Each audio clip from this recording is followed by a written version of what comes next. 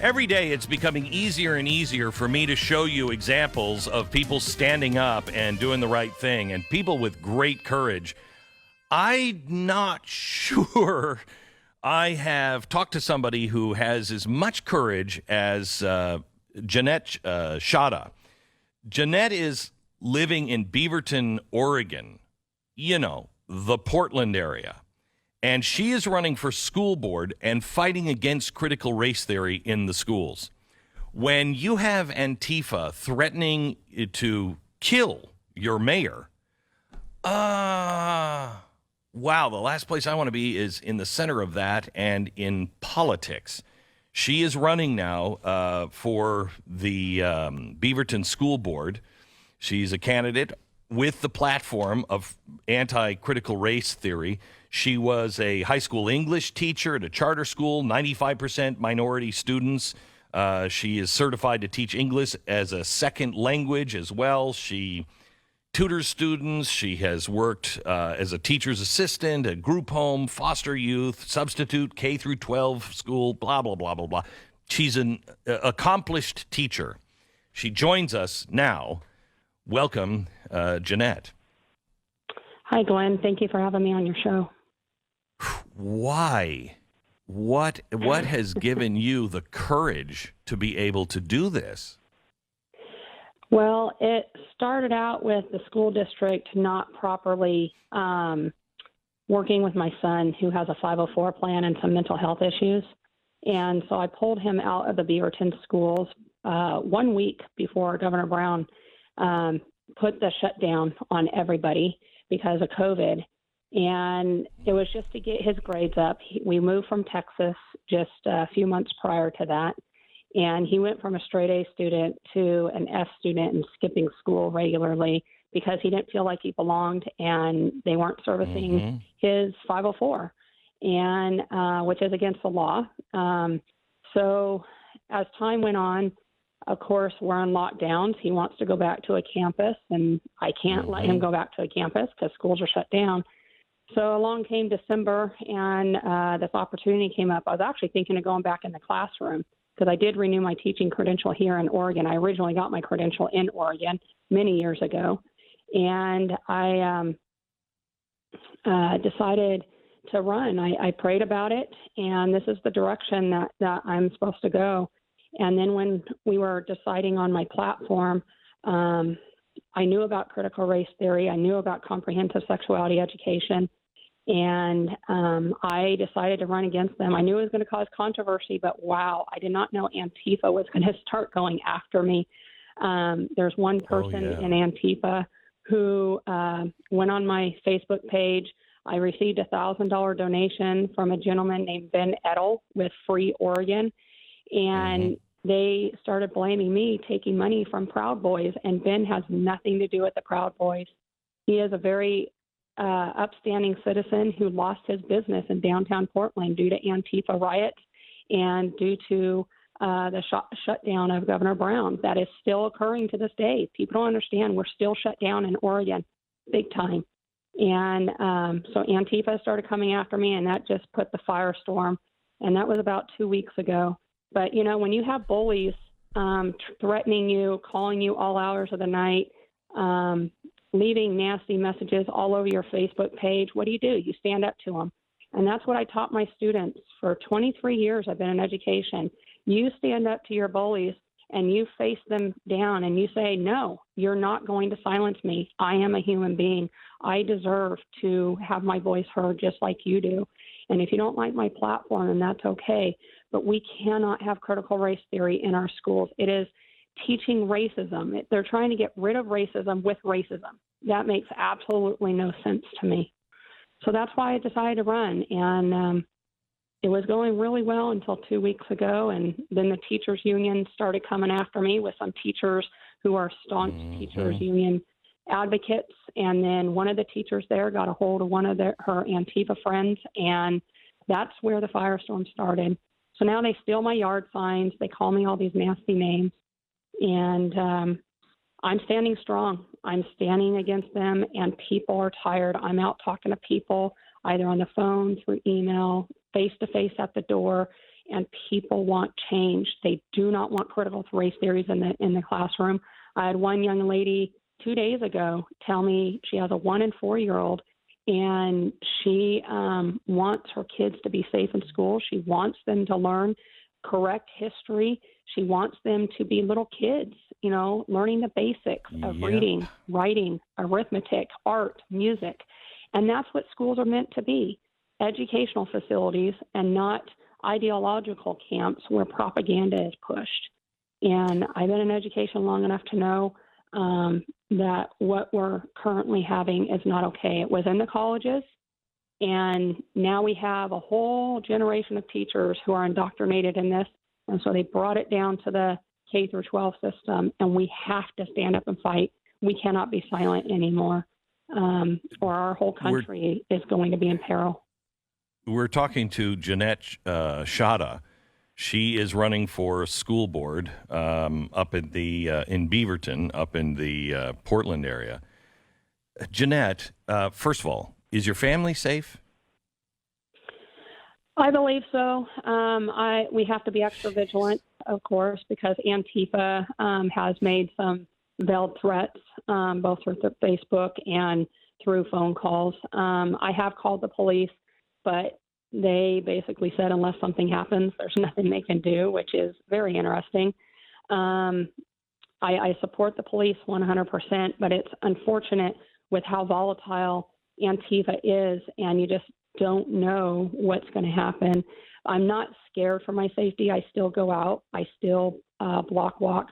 I still do sine waves. Just Wednesday, I was doing sine waves on a busy intersection in Beaverton, and the same person who put out the information to start this firestorm put out another post saying, "Oh, Jeanette Shada is standing on this corner, go to her." So about 5 Black Lives Matter people showed up, but we stood there anyway. And I actually talked with them. One was a 13-year-old girl, and she's been indoctrinated in this stuff, and it's unfortunate.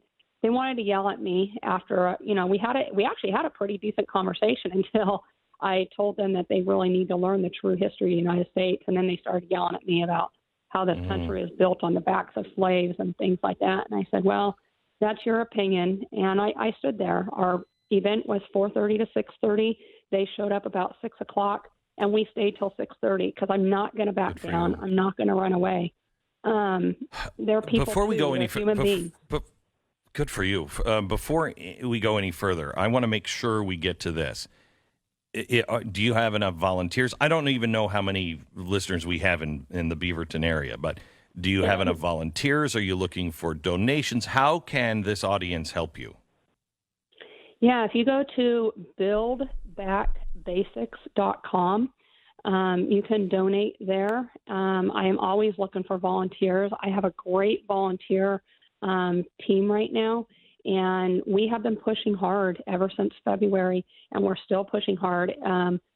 I received 15 new volunteer submissions over the last week, and I do talk to every single one of them to make sure their heart is in it, and because it takes courage to stand and do this, even when I've been in the local news and they've seen the nastiness on Facebook from people. Some of these people are teachers that are teaching your children. They're making these vile, nasty comments. And I'm just like, come on, people. This is America. If you don't like my platform, then go to the ballot box and vote. But you don't need the vitriol here. But buildbackbasics.com is where people can go to learn more. And I do answer my phone. I let it go to voicemail a lot because I don't know the phone numbers, but I will call back. And people are surprised that it's me and not somebody else because I don't have a campaign manager. I'm managing my campaign. I have a very good media team that I hired who's handling the social media side. But other than that, it's me and a few people that are backing me. I don't know if you have followed what happened in Southlake, Texas, but there's a national story about it again today. In Southlake, Texas, we had the same exact thing, and the city was kind of asleep and just didn't think that critical race theory was was a big deal. And then they started be calling, some parents were called racist for bringing up, wait a minute, what are we teaching here? And the election, because of the strong pushback, the election went in favor of those who were questioning and wanted critical race theory out. There were 3 board members that were voted in new on your platform, and they won 70-30. And I thought that was pretty amazing. That was a county that voted for Joe Biden, by the way. Yeah, and I've been following that story, and that goes to show the silent majority. They are tired of this. Like I said, I'm out there campaigning every day and talking with people, and so are my volunteers, and the stories that come in. People are so tired of this. They're afraid for their children to be indoctrinated with this false narrative of if you're born white, that you are inherently racist, and if you are born of a brown or black skin, that you are a victim of the system. No. I taught kids of all races, all nationalities, all languages, and what I taught them is they are excellent human beings and have every opportunity in the world to pull themselves up. I had one gentleman named Pierre. When I worked in Texas at the alternative campus, he was in a gang life. He was half black, half white. And he came to me with tears down his face, not knowing what to do. He has a 2-year-old, well, at the time, he had a 2-year-old little girl. And I helped him find the opportunity to pull out, to make sure that he had a better life than what his parents gave him, because his parents were gangs and drug dealers. And he didn't want that for himself.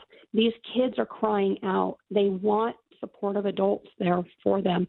And in America, underneath the Constitution of the United States, it's equality for all. That means we all have the opportunity to grasp onto something positive and make things of it. Yes, this country had slavery. Yes, we had racism. But you know what? The civil rights movement, well, the Civil War, we pulled out of slavery there. And even before then, the founding fathers didn't want slavery here. They tried to get rid of it in the Articles of Confederation. And then the civil rights movement with Martin Luther King Jr. Judge a person by the content of the character, not an immutable quality like skin color, a God-given gift that we all have. And now critical race theory is making a U-turn and going pre-civil rights and reinstitutionalizing racism, doing the exact opposite of what they're claiming it's meant to do. Jeanette, you give me great hope, and I hope there are more teachers out there and more parents out there like you that are willing to do the tough thing. You are in really a dangerous situation, and we will keep you in our prayers. I would ask everybody who prays in this audience to put Jeanette on your prayer list. But I congratulate you. Your election is coming up, I think, in next week or the week after? Yeah, May 18th is the last day by 8 o'clock.